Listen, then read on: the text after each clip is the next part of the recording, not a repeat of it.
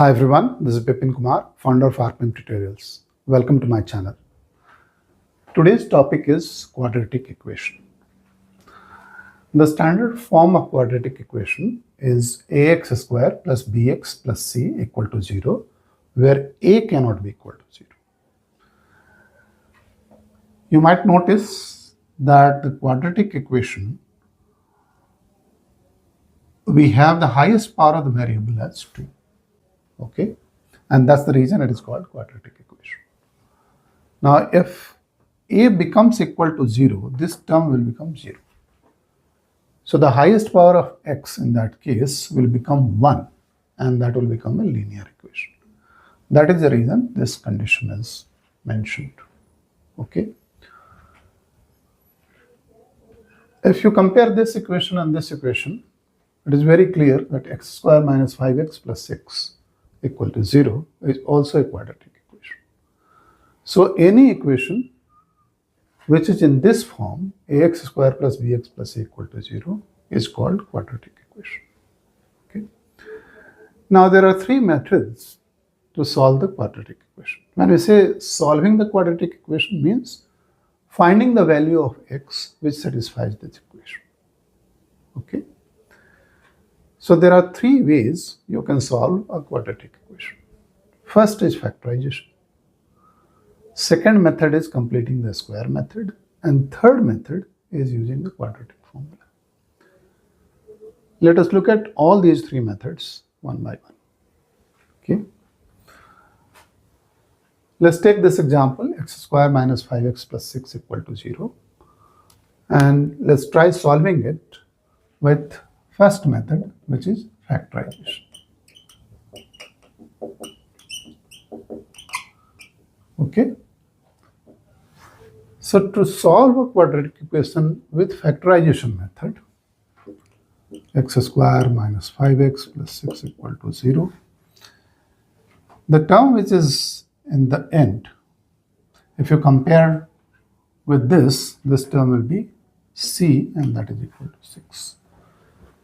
And the term which is there in as a coefficient of x square is a, and the term which is with x is b, and in this case b is equal to minus 5. Okay.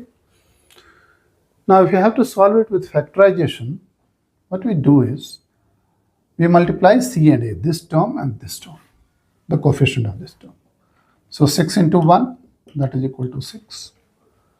And we do the prime factorization of this 6. So if I do prime factorization of 6, first prime factor 2, with that there will be 3 times. And then now second prime factor will be 3. That becomes the prime factorization. Okay. Obviously, because we have done the prime factorization, so product of these two will give us 6. And we have to find a combination in these prime factors so that this term can be split in a way that the sum of these terms is equal to minus 5x. And product of coefficient of those terms should be equal to 6 into 1. Let us see it in practice. Now we have got these two terms, so we can write x square minus 2x, because here it is 2, so minus 2x, and here it is 3, so I can take minus 3x. So by splitting the middle term, it is also called splitting the middle term. By splitting the middle term in two terms, minus 2x and minus 3x plus equal to 0, you notice that minus 2 multiplied by minus 3 will give you 6 multiplied by 1. Okay. That is what I have done here. 6 multiplied by 1 is 6. That product I did the prime factorization, and the objective was to get this 6 split into the combination of prime factors, which when added gives you the middle term, and when multiplied the coefficient it will give you 6. Okay.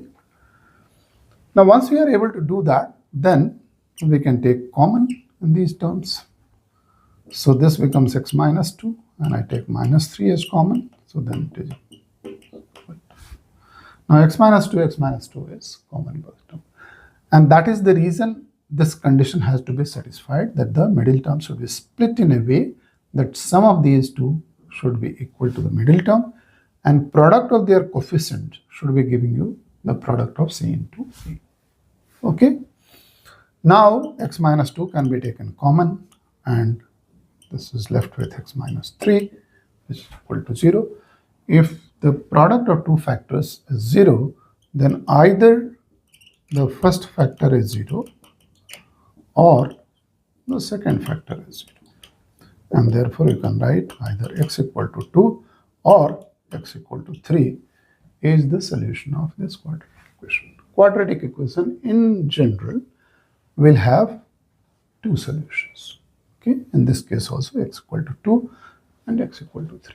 There will be situations where quadratic equation may appear to have only one solution, but in that case also the roots or the solutions are the same. Like there might be a situation where you get x equal to 2, but x equal to 2 will be 2 times. Okay. So this is the way you use the factorization method to find the solution of quadratic equation. Now let us learn the second method, completing the square method. So for completing the square method, let us start with the same example. Okay. The second, completing the square. Okay. So what we do in this case? Let's start with this example again. X square minus 5x plus 6. Our objective in this case is to convert this portion, x square minus 5x, the terms containing x, into a complete square. And let us learn how to do that. Because it is appearing with a minus term, so I will try doing that with this identity, a square minus 2ab plus b square is equal to a minus b the whole square. This is a complete square, right? And it is expanded in this form, a square minus 2ab plus b square. If you get this, then you can convert this portion completely into a minus b the whole square, which is the identity. Now our objective is to convert this portion into a complete square. So let us compare this. X square minus 5x plus, here something should come. We do not know what is that thing, but something should come. And then if we get that something, then I can convert into this complete square form. So let's try what should come here. Okay. If you compare these two, only this portion, then a is equal to x because a square is equal to x square, right? And if you compare these two, because x is already there, which is nothing but a, so 2b will be equal to 5, very obvious, which gives us b is equal to 5 by 2. Okay. So once I got a and b, then I can convert this into the complete square form. How I will do that? In place of a, I have x, so it will remain x square as it is. Here, I need to convert this into 2ab form. So 2 I know, multiplied by, I already have x. And this term, b, is 5 by 2. Now it is in 2ab form because a is x and b is 5 by 2. And if I cancel these two, then I get minus 5x, which is the 2. Correct? Now, the term which I need to be here, that will be b square, right? 5 by 2, the whole square.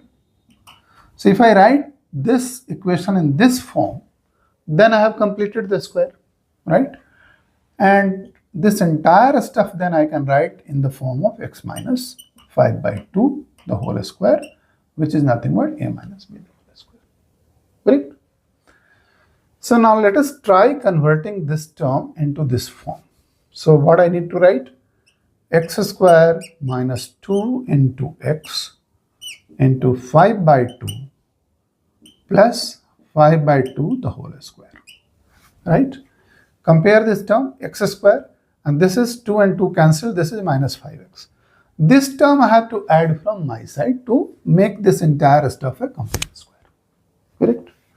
Now because I have added this term from my side, it will alter the constitution of this equation. Therefore, I have to subtract exactly the same term so that the net effect is no change, okay? So I need to exactly subtract the same term, this, and then whatever remaining term 6, that is equal to 0, correct? Because I have subtracted the exact same term, so this and this finally is not creating any change in this equation. This portion is complete square, right? So I can write using this as a minus b the whole square, that will be x minus 5 by 2 the whole square, because this is a complete square and can convert it into a minus b the whole square, which is x minus 5 by 2 the whole square. And this portion will be 25 by 4 plus 6 is equal to 0. So then I can write x minus 5 by 2 the whole square is equal to 25 by 4 minus 6. Or I can write x minus 5 by 2 the whole square is equal to 25 minus 24 divided by 4, which is nothing but 1 by 4. And therefore I can write x minus 5 by 2 the whole square is equal to 1 by 4. Correct? Now if I take the square root, then I can write this as x minus 5 by 2 is equal to plus minus 1 by 2. Right? Now, if I take x minus 5 by 2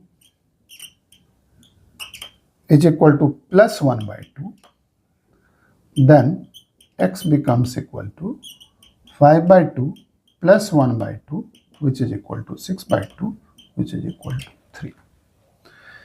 If I take x minus 5 by 2 is equal to minus 1 by 2, x minus 5 by 2 equal to minus 1 by 2, then I can write x equal to 5 by 2 minus 1 by 2, which will be 4 by 2, which is equal to 2.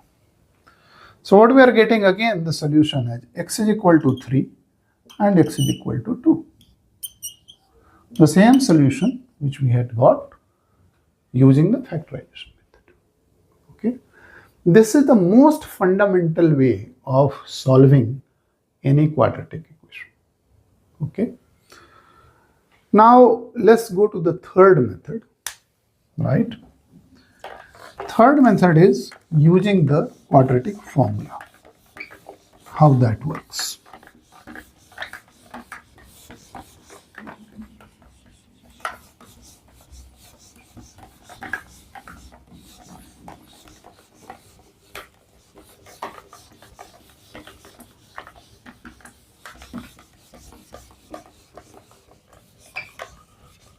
So that is using the quadratic formula. Using quadratic formula. Now, for the standard form of the equation ax square plus bx plus c equal to 0, there is a term called discriminant, which is equal to b square minus 4ac. So, for solving a quadratic equation using quadratic formula, we need to first find this term. And once we are able to find this term, then the roots of the equation or solution of this equation in terms of x can be written as x is equal to minus b plus minus square root d divided by 2 times b. Okay. Let's try using this Let's try solving this equation using this quadratic formula. So first thing I have to find out the value of d. So let's see, d is equal to b square minus 4ac. So if I compare with the standard equation, this equation x square minus 5x plus 6 equal to 0, comparing it with standard quadratic equation, we'll get a is equal to 1, b is equal to minus 5, and c is equal to 6. Therefore, discriminant d will be equal to b square minus 4ac, which will be minus 5 the whole square, minus 4 into a into c, and this will be 25 minus 24, which is equal to 1. So we got the discriminant as 1. So therefore, the roots or the solution in terms of x will be minus of minus b is minus 5 plus minus square root of, in this case discriminant is 1, so I can write 1 divided by 2 into value of a is also 1. So with this I can write plus 5 plus minus 1 divided by 2, or x can be written as either 5 plus 1 by 2 or 5 minus 1 by 2, which is either it is 6 by 2 or 4 by 2, which is either it is 3 or 2. This is the solution which we have got in other two methods also. Okay. By the way, this quadratic formula originates from completing the square method itself. In my next video, I will explain how we get the quadratic formula using the completing the square method. Okay. But in this video, you would have clearly understood that the same quadratic equation can be solved using 3 different methods. Okay. So hope this is helpful for you. Thank you.